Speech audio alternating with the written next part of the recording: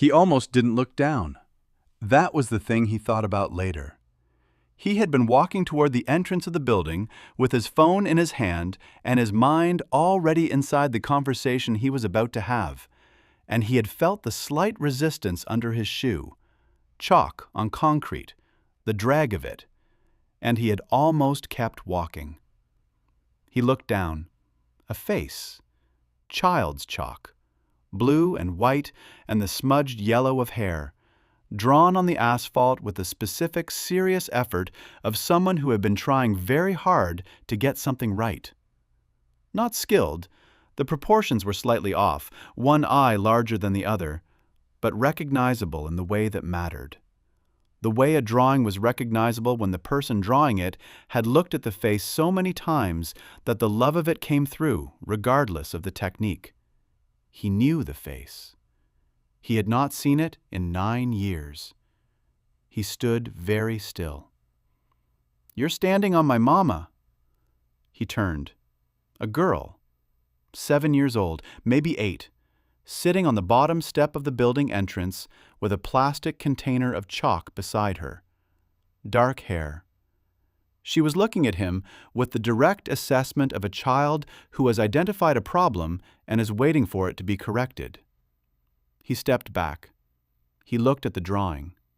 He looked at the girl. "What's her name?" he said. His voice came out differently than he intended. "Mama," the girl said, simply, as if this was the only name that mattered. "What do people call her?" he said. "Other people." The girl looked at him. Something in his face had changed. She could see this. Children always saw this first. "Mira," she said. "Her name is Mira." He stopped breathing. Subscribe right now, because the man standing on this sidewalk came here to threaten someone. He had a name on a piece of paper and a number and a deadline, and he had done this 100 times, and he had never once stood on a child's chalk drawing of his dead sister and forgotten what city he was in. Stay until the end, because the conversation that happens when he walks up those stairs, not to collect a debt, but to understand what happened to his sister in the 9 years he wasn't there, is going to be the one that changes everything. He had not forgotten her. That was the thing. People assumed when someone didn't call for 9 years that they had forgotten, that the silence was indifference. He had met people who operated that way, who cut and moved on with a completeness that was almost admirable in its efficiency. He was not one of those people. He had thought about Mira continuously. Not every day, but the way certain things came back continuously. Not by schedule, not by choice, just by the associative way the mind moved through its material. A restaurant where they had eaten as children. A specific quality of winter light. The sound of a particular song she had played on repeat for an entire summer when they were teenagers. He would be in the middle of something entirely unrelated, and he would think, "I should call." He did not call.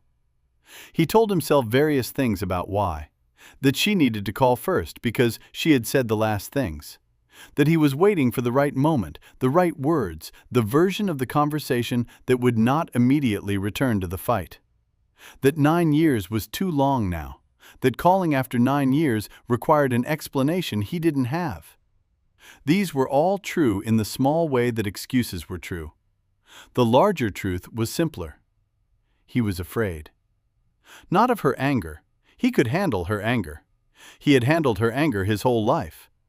He was afraid of the conversation that would follow the anger, the honest conversation, the one where she asked him to look at what he had become, and he would have to either look or lie. And he could not lie to Mira. He had never been able to. She had always seen through it with the specific accuracy of a person who loved you too much to let you get away with it. So he had not called. And now he was standing on her face, on a sidewalk. And she had been dead for 3 months. And her daughter had her eyes. His name was Alexei Voss. He was 38 years old. He had worked for the Morozov organization since he was 22, first as a driver, then as the kind of man drivers drove. He was not the head of anything. He was the man who was sent when the head needed something handled quietly and completely. And he was good at this work in the way that people were good at work they had been doing for 16 years. He had a small apartment on the north side of the city. He kept it clean. He cooked on Sundays. He had 3 people he trusted completely and approximately 40 he trusted for specific purposes, and the rest he assessed situation by situation. He had a sister named Mira. Had. He had not known until 30 seconds ago that the past tense applied. She had been 26 when he last saw her. The fight had been about his work. She had known what he did, had always known, and had decided at some point that knowing and accepting were different things, and she was done accepting. She had said things. He had said things back. He had not called the next day because he was certain she would call first, and she had not called. And a week became a month, became 3 years, became 9. He had thought about calling. He had not called. He looked at the drawing on the ground. She had drawn her mother in blue and white chalk on a gray asphalt sidewalk so that she could look at her face. He was going to find out why Mira was not here to draw her own face. He was going to find out today. The man he had come to see was named Dmitry Koval, 3rd floor, apartment 14. He owed a significant amount of money to people Alexei worked for. The debt was 8 months old. Alexei had been sent because the previous 2 visits had produced apologies and promises and no money. He had the name. He had the number. He had the deadline. He also now had a different reason to go up those stairs. He looked at the girl. "Does Dmitry Koval live here?" he said. She looked at him carefully. "Uncle Dima," she said. "Yes." Uncle Dima. "What's your name?" he said. "Sonia," she said. Sonia. He crouched down. He was a large man, and crouching made him less large, and he understood instinctively that this was necessary. "I need to go upstairs. Is that okay with you?" She studied him. "You knew my mama," she said. Not a question. He looked at her. "Why do you think that?" he said. "Your face," she said. "When I said her name, your face did something." He held the look. "Yes," he said. "I knew her."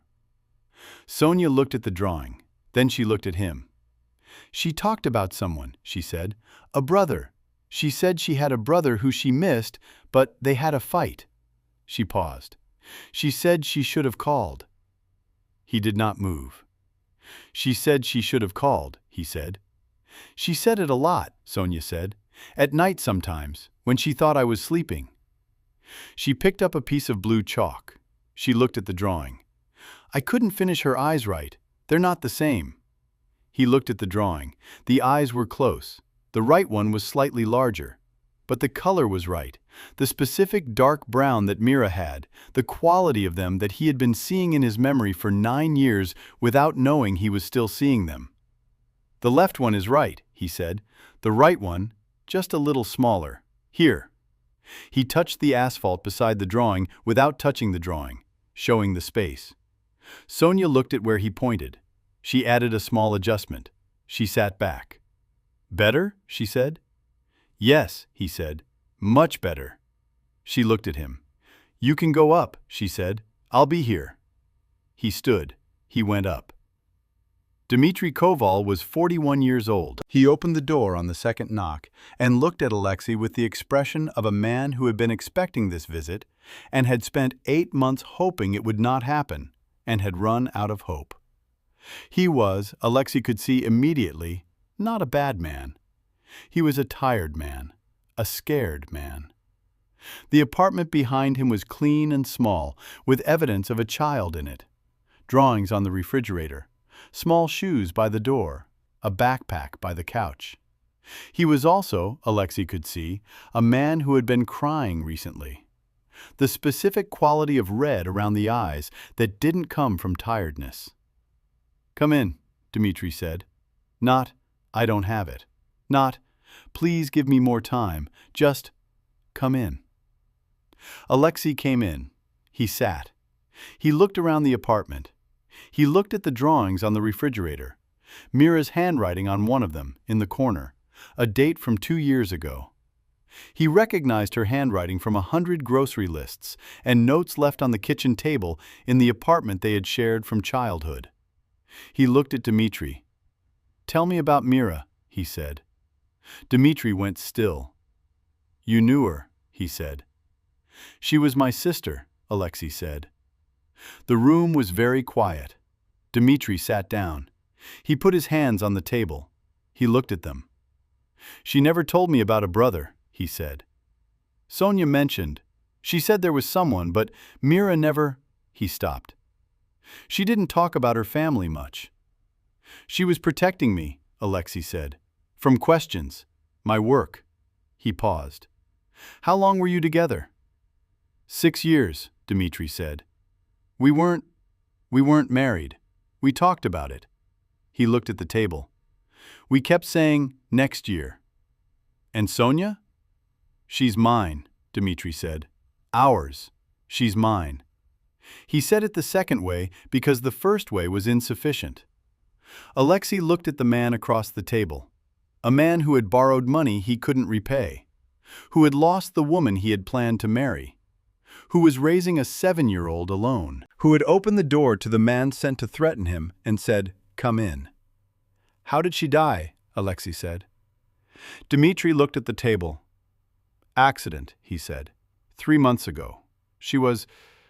It was raining. The car—" He stopped. He pressed his lips together. "It was fast. She didn't suffer. That's what they said." He looked up. "I don't know if that helps. It doesn't help me, but they said it." Alexei said nothing.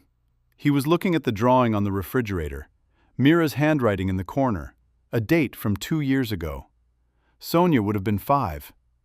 He thought about Sonia downstairs drawing her mother's face in chalk every day so she wouldn't forget it. He thought about 9 years. He thought about a phone he had never picked up.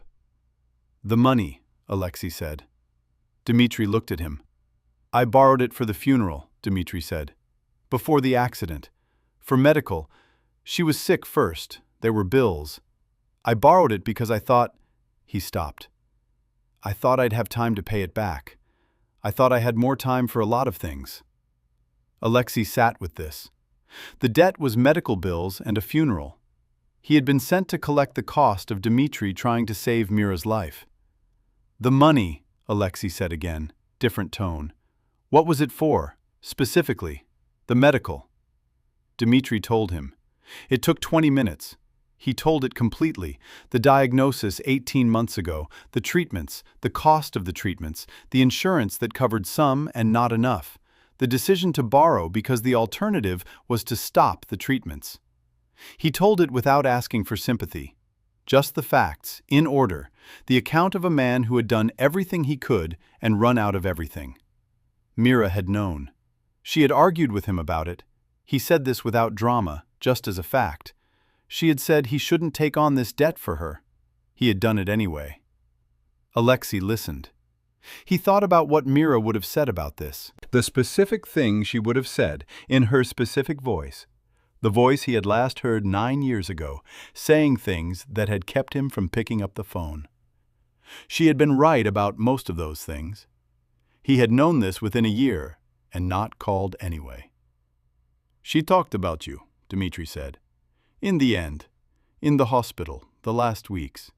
She talked about you more than before." He paused. "She said she should have called." Alexei looked at the table. "She said it downstairs, too," he said. "Sonia heard her." "Sonia hears everything," Dmitri said. He almost smiled. "She pretends to be asleep, and she hears everything." Alexei looked at the refrigerator. He looked at the drawing on the asphalt still visible in his mind, the blue and white and careful, imprecise love of it. "The debt," he said. Dmitri looked at him. "It's gone," Alexei said. Dmitri said nothing. "I'll handle it," Alexei said. "With the people I work for. I'll make it gone." He paused. "You don't need to know the details. It will be gone." Dmitri looked at him. "Why?" he said. Alexei stood. He looked at the apartment. The clean, small rooms, the child's shoes, the backpack, the drawings with his sister's handwriting in the corner. "She borrowed money so you could fight for my sister," he said. "That debt doesn't belong to you." He paused. "It belongs to me." Dmitri was looking at him. "You didn't know," Dmitri said. "You didn't know any of this when you came up here." "No," Alexei said. "You came up here for the money." "Yes." "And now?" "Now I know," Alexei said. "Things are different when you know." He picked up his coat. He looked at Dmitri. "I'm going to come back," he said. "Not for money. To—" He stopped. He was not a man who said the next part of this sentence easily. "To know her. What she was like. These 6 years. I missed them." He paused. "I want to know who she was." Dmitri looked at him for a long time. "She changed," Dmitri said, "in the last year. Not because she was sick. She was always herself even when she was sick. But she started saying things she had been keeping inside." He paused. "She called people, old friends she hadn't spoken to. She wrote letters." He looked at the table. "She wrote you a letter." Alexei went still. "She wrote it," Dmitri said. "She didn't send it. I found it after. It was in her things. I have it." He looked at Alexei. "I didn't know who to send it to. I didn't have your address. I didn't even know your last name. She never said." "Do you still have it?" Alexei said. Dmitri stood. He went to the bedroom. He came back with an envelope, plain white, sealed. Alexei's first name written on the front in Mira's handwriting, just Alexei. As if she had been certain it would find him eventually. He held it out. Alexei looked at it. He took it. He held it in his hands. The weight of it was nothing. 1 page, maybe 2. The weight of it was everything. "She wrote it 6 weeks before the end," Dmitri said. "She was still herself then. She had good days and bad days, but her mind was clear." He sat down. "She said she needed to write things down while she still could say them right." Alexei looked at the envelope. "Thank you," he said. "Don't thank me," Dmitri said. "I should have found you. I should have tried harder to find you." He paused. "She would have wanted you there." Alexei said nothing. He put the letter in his coat pocket. He would read it later. Alone. In the car or at home. Somewhere he could be the version of himself that received this kind of thing without anyone watching. "Tell me more," he said. "The 6 years. Tell me who she was." Dmitri told him. "She was extraordinary," he said. "I know," Alexei said. "She always was." He went to the door. He stopped. "Sonia," he said, "does she understand what happened? With her mother?" "She knows," Dmitri said. "She understands it. He paused. "She asks hard questions, and she listens to the answers, and she draws that picture every day because she's afraid she'll forget." He looked at the table. "She drew it the day after the funeral. She said she needed to practice so she wouldn't forget the face." He stopped. "She's been practicing every day since." Alexei stood at the door. He thought about a 7-year-old on the cold sidewalk with a plastic container of chalk, practicing her mother's face so she wouldn't lose it. He thought about a man who had not called for 9 years and had lost the face from a different direction, not from forgetting, but from choosing not to look. He went back downstairs. Sonia was still on the step. She had added to the drawing. Flowers around the edges, small chalk flowers in pink and yellow. She was still working on one when he sat down on the step beside her. She looked at him. She moved the chalk container slightly to make room. He sat. They looked at the drawing. "Better," he said. "The flowers are easy," she said. "The face is hard." "The face is hard," he agreed. She worked on a flower. "You're her brother," she said. Not a question this time. "Yes," he said. She was quiet for a moment. "She missed you," she said. He said nothing. "She said the fight wasn't your fault," Sonia said. "She said it was hers, too. She said those things were always both people's fault." She looked at the drawing. "I don't know what the fight was about." "It was about my work," he said. "What do you do?" He looked at the drawing. "Difficult things," he said. "Things I'm not proud of." She considered this. "Are you going to stop?" she said. He looked at her. 7 years old, dark hair. She had Mira's quality of directness, the ability to ask the thing without the preparation for it. "I don't know yet," he said. "I'm thinking about it." "Mama said you were good," Sonia said. "Underneath." She looked at the drawing. "She said the work wasn't who you were. She said she was afraid it would become who you were." He sat with this. The chalk flowers were very small and very careful. "She was right to be afraid," he said. Sonia looked at him. "She was right about a lot of things," she said. "Papa says that all the time." "I know," he said. "She always was." They sat on the step. The afternoon was doing what afternoons did in October, turning the light sideways, making the ordinary things look like they were being seen for the first time. The drawing on the asphalt, Mira's face in blue and white, the right eye slightly adjusted. "I'm going to come back," Alexei said, "if that's all right with you, to know you, and your father, and who she was these years." Sonia looked at the drawing. "Did you know her before?" she said. "I grew up with her," he said. "She was my little sister." He paused. "I knew her until I didn't call." Sonia thought about this. "She didn't call either," she said. "No," he said. "Neither of us called." "That was dumb," Sonia said. He almost laughed. "Yes," he said. "It was." She picked up the pink chalk. "You can come back," she said. "But you have to help me get the face right." She looked at the drawing. "I can't do the nose yet. It keeps coming out wrong." He looked at the drawing. Mira's nose. He knew it exactly. A specific shape, slightly turned, the one feature she had always complained about and which had been entirely hers. "I can show you," he said.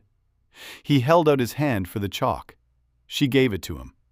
He crouched over the drawing and adjusted the nose, carefully, with the specific attention of someone correcting something important. He sat back. Sonia leaned forward. She studied it. "Yes," she said, "that's her." He looked at the drawing. His sister's face on the sidewalk in front of the building where she had lived and loved someone and had a daughter and had said, at night when she thought no one was listening, that she should have called. He had the same thought she had. He was several years too late to act on it in the way it needed to be acted on. He was, he thought, still in time for the rest of it. "I'll come back Saturday," he said. "We'll be here," Sonia said. She was already adding to the flowers. He stood. He looked at the drawing one more time. He thought, "I see you. I'm sorry it took me this long to look down." He walked to his car. He sat in it for a long time before he drove. He read the letter in his car. He sat in the parking area behind the building and he opened the envelope and he read it. It was 2 pages. Her handwriting, the specific way she formed certain letters, the slight leftward lean, the habit of underlining things she wanted to emphasize instead of making them larger. She did not begin with the fight. She began, "I have been thinking about what I want to say, and I keep writing the wrong things, so I am going to write the true thing and stop editing it. I miss you every day. Not the version of you I was angry at, The version of you before. The one who explained history to me like stories. The one who fixed things around the apartment without being asked. The one who always knew when something was wrong before I said anything. I miss that person. I think he is still there. I hope he is still there. She wrote about Sonia, filling in the years, her birth, her first words, the specific way she laughed, the fact that she was already more serious than most adults Mira knew, and this was both funny and slightly alarming.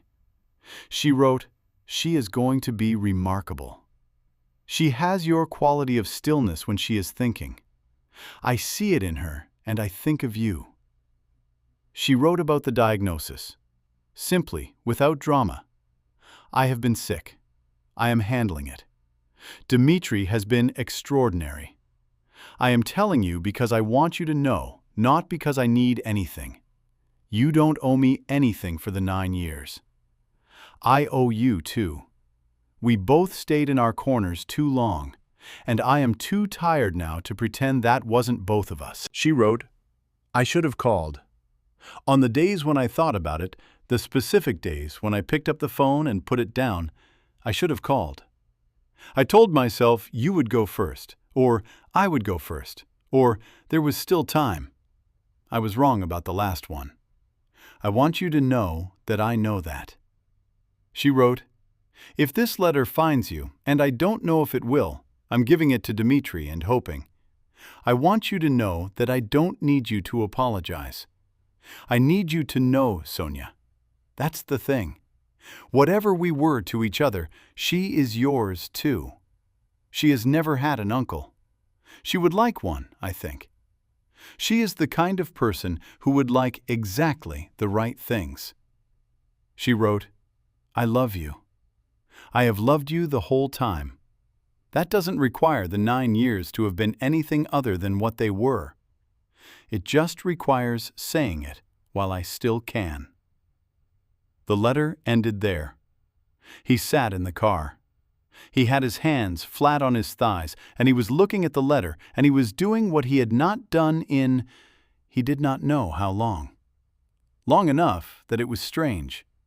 Long enough that it took effort to let it happen instead of the other thing. He let it happen. He sat in the car for 20 minutes. Then he folded the letter. He put it back in the envelope. He put the envelope in his coat pocket, close to his chest, where he could feel the slight weight of it. He drove home. In November, the rain came consistently, and the chalk drawings didn't hold. Sonia adapted. She moved inside.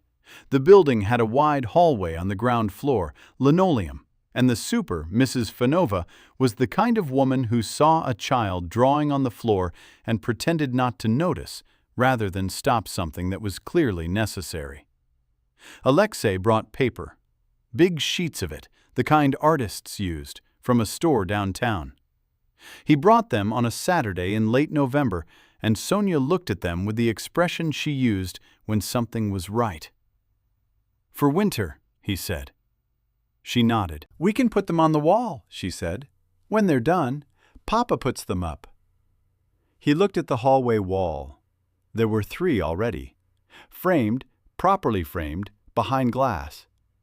Mira's face in the first one, Mira and Sonia together in the second, the kitchen scene in the third. He looked at them for a long time. "She's good," he said. "She's been drawing since she could hold a crayon," Dmitri said. He was behind them, coffee in hand, watching. "Mira used to say she came out with a pencil." Sonia was already spreading the first sheet of paper on the floor, selecting colors. "What are you drawing today?" Alexei asked. She thought about it. "All 3 of us," she said. "You and me and Papa." She looked up at him. "Is that okay?" He looked at her. The question was real. She was genuinely asking, genuinely uncertain whether he wanted to be included in the picture that hung on the wall, in the hallway of the building where his sister had lived and died. "Yes," he said. "That's more than okay." She nodded. She picked up the pencil to sketch the outline. You'll have to sit still, she said. I need to look at you.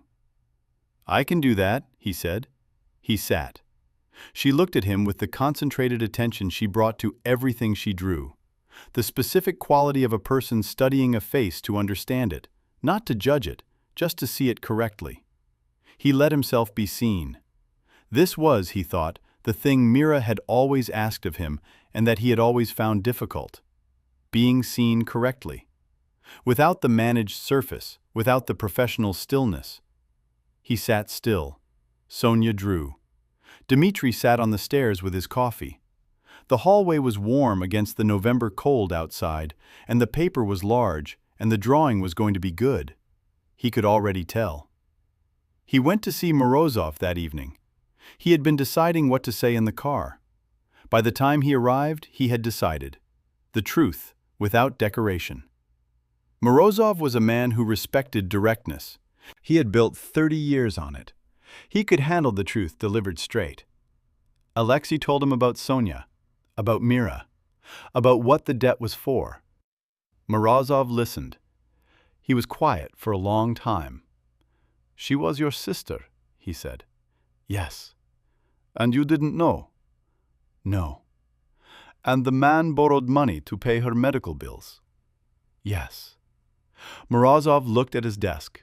He was, in the way of powerful men who had not become powerful by being simple, more complicated than people assumed. He had a daughter. He had lost a son. He understood certain mathematics that had nothing to do with money. It's gone, he said. Alexei looked at him. The debt, Morozov said. It's gone. This isn't... I'm not doing this as a favor. I'm doing it because it's right. He paused.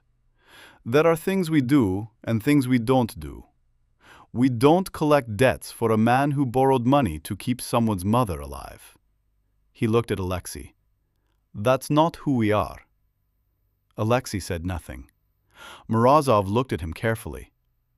You're thinking something, he said. I've been thinking something for a long time, Alexei said. Morozov waited. I want out, Alexei said. Not today, not tomorrow, but I want to build a path. He paused. I have a niece. She's 7 years old.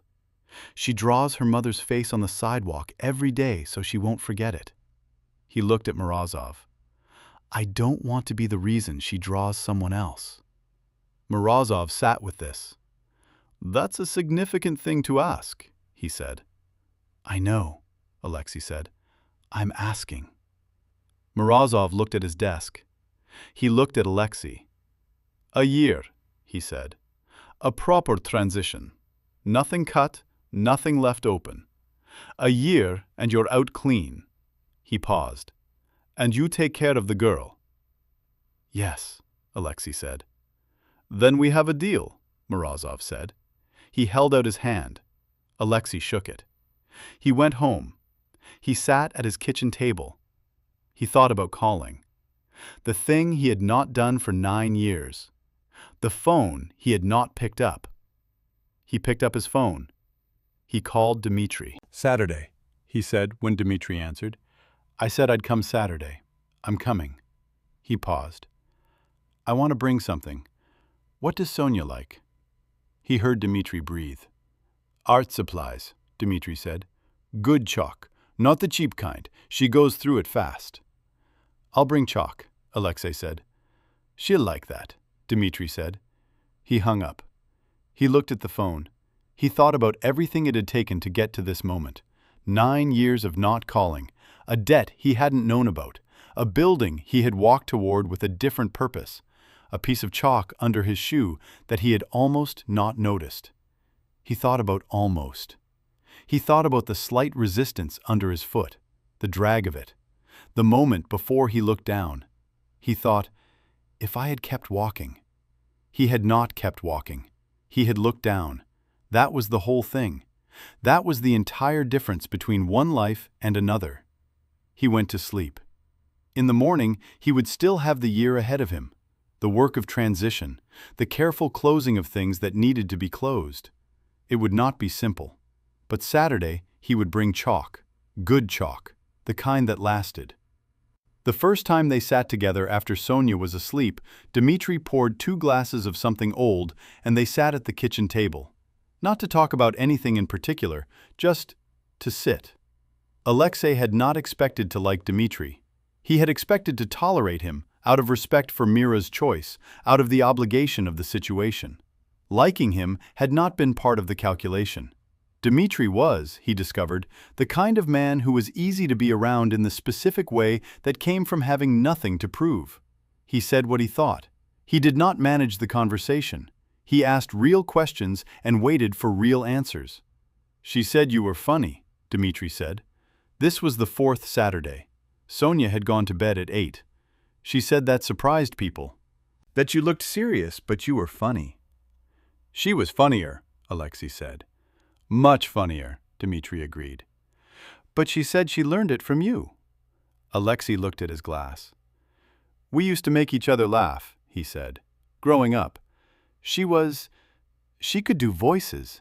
Did she still do voices? Dmitri smiled. The first real smile Alexei had seen from him. The neighbor downstairs, he said. She had this thing she did. The way Mrs. Petrov talked. She could go for 10 minutes. Sonia used to fall off her chair. She did the building superintendent when we were kids, Alexei said. We used to do it at dinner until our mother made us stop. Dmitri looked at him. Tell me about her, he said. When she was young. I know her from 25 onwards. I don't know the before. So Alexei told him. He had not talked about Mira like this in 9 years. The specific stories, the particular things she had done and said and been, the childhood that was only his to tell now because she was not here to tell it. He told them carefully, the way you handled things that were precious and irreplaceable. Dmitri listened the way he listened to everything, completely. At midnight, Dmitri said, She would have liked this. What? Alexei said.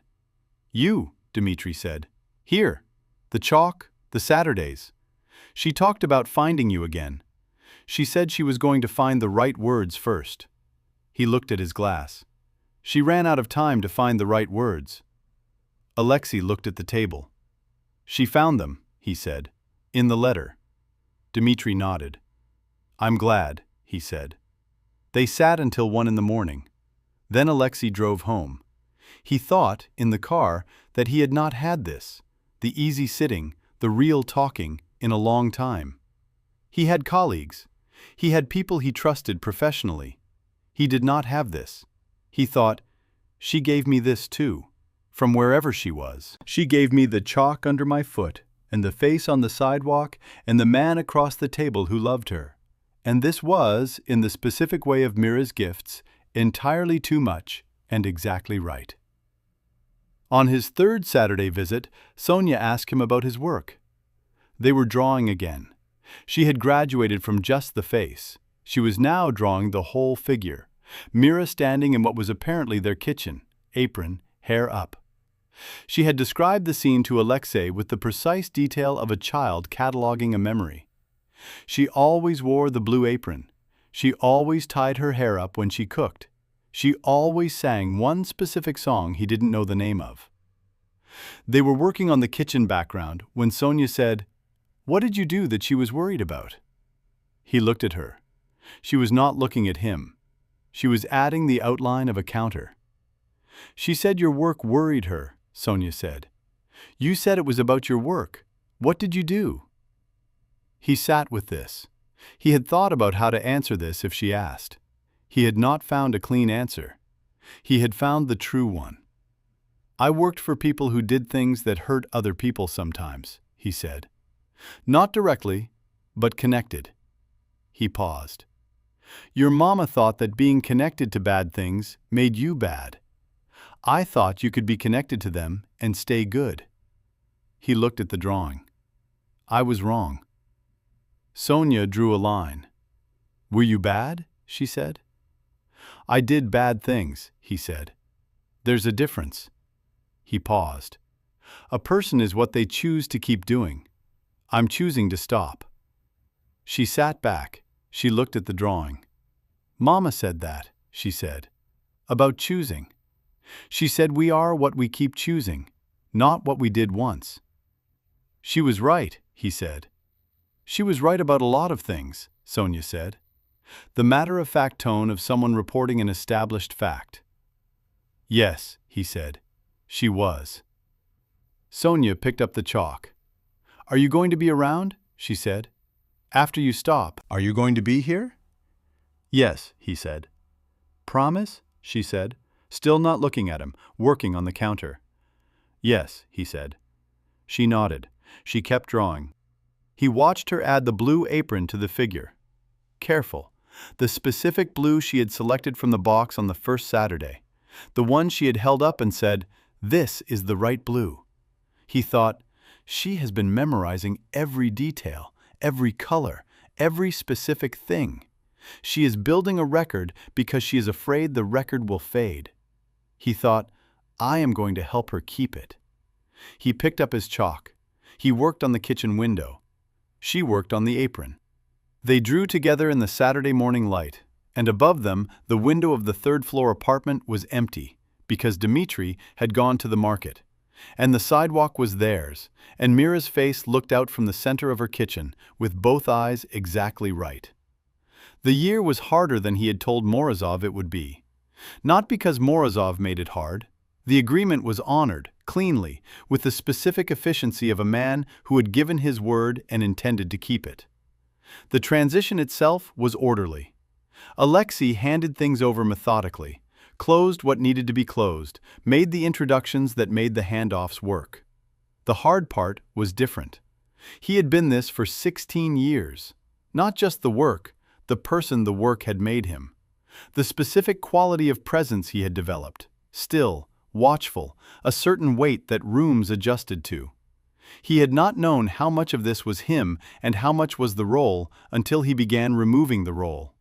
He was, underneath it, someone he was still getting to know. He took long walks. He read things he had not read since before.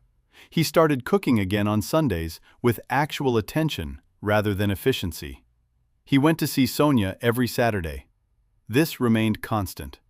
Whatever the week had been, the difficult conversations, the things being unwound, the mornings when he woke up and didn't know yet who he was becoming. Saturday, he drove to the building, and Sonia was either outside or inside, depending on the weather, and they drew. He thought this was the thing anchoring the transition. Not the formal steps, not Morozov's timeline. Sonia on the sidewalk with her chalk, asking him to hold still so she could get the face right. He had spent 16 years being someone who could not be still for scrutiny. She was teaching him. He arrived at 10 in the morning. Sonia was already outside. She was on her knees on the sidewalk, starting a new drawing. The old one had been washed away by the rain, he saw, the blue and white completely gone, the sidewalk clean and gray and waiting. She looked up when she heard him. She looked at the bag he was carrying. "Is that chalk?" she said. "Good chalk," he said. "Many colors." She stood up. She looked at the bag. She looked at him. "Papa said you're my uncle," she said. "Yes," he said. "I didn't have an uncle before," she said. "I know," he said. "I'm sorry it took me so long." She considered this. "Mama said sorry was only good if you meant it," she said. "And if you changed." "I know," he said. "I'm working on the second part." She looked at him. Then she held out her hand. "Give me the chalk," she said. "I want to start with the hair. The hair is easiest." He gave her the chalk. She sat down on the sidewalk. She opened the box. She looked at all the colors. She selected blue. She began.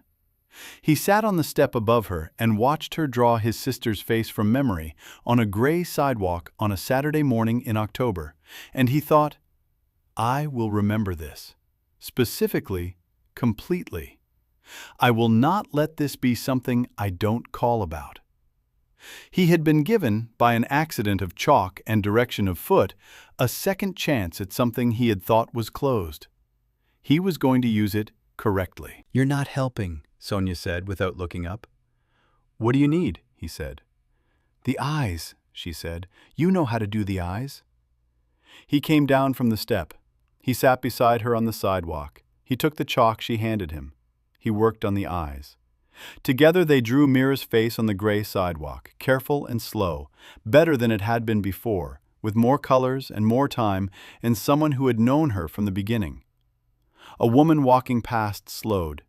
She looked at the drawing. She looked at the man and the child side by side on the ground. She kept walking.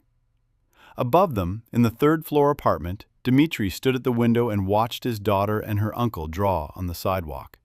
He pressed his hand flat against the glass. He thought, she would have called. Eventually, she would have called. He thought, she would have liked this. He thought, yes. At the end of the year, Sonia drew something new. She had been planning it for a month. Alexei could tell because she had been asking him questions. Not drawing questions, personal questions. What was your favorite thing about her? What did you fight about when you were children? What was the thing you always meant to tell her? He answered all of them. He answered the last one after a long silence. That I was proud of her. That the life she built, the apartment, Dmitri, you, it was the right life, the brave life. She chose something real over something managed, and I was too far away to say I saw that. Sonia had written this down. On the day she finished the drawing, he came in and it was on the table. Mira. Not from memory this time, from imagination. The way Sonia imagined her mother in a moment that had not happened. She was standing at a window, looking out, and the light was coming in sideways, and she was smiling the specific smile Sonia had described once. Not the big smile, the quiet one. The one she had when she was happy and didn't need to announce it. In the corner, in Sonia's handwriting, she was right about a lot of things. It's for you, Sonia said. He looked at her. It's yours, she said, to take home. So she's at your house too. He picked it up carefully. He looked at the face. The eyes were right. Both of them, exactly right. The specific dark brown with the quality of light in them that he had been seeing in his memory for 9 years. He thought, she's been practicing. Every week, every drawing, every Saturday. She had been practicing until she could give him this. Thank you, he said. Don't thank me, Sonia said. She was already getting out the chalk for the day's work. It's just her face. She made it herself. I just learned to copy it. He held the drawing. He thought, I am going to frame this. I am going to put it somewhere I see it every morning, not as punishment, as the true thing, the face that was always there, that I was always going to come back to, that I should have come back to sooner, and that I will look at every day for the rest of however long I have. He put it carefully in his bag. He sat down on the step. What are we drawing today? He said. Sonia looked up from her chalk container. Papa wants a portrait, she said. A good one, for his birthday. She selected a color. I need you to help with the nose. You're better at noses. All right, he said. He took the chalk she handed him. He was, he thought, getting better at this. At sitting on sidewalks. At being still. At the particular skill of showing up and staying, and being useful in the small, specific ways that people needed. He had not known this was a skill. It was. He was learning it from an 8-year-old who drew her mother's face from memory every week so the memory wouldn't fade. He worked on the nose. She worked on the hair. The portrait took all morning and was, when they sat back and looked at it, the best thing either of them had made. If this story found something in you, subscribe and tell me in the comments. Is there someone you haven't called? Someone where a week became a month, became years, and you kept thinking they would go first, or you would go first, or there was still time? Because Alexei almost didn't look down. He almost kept walking.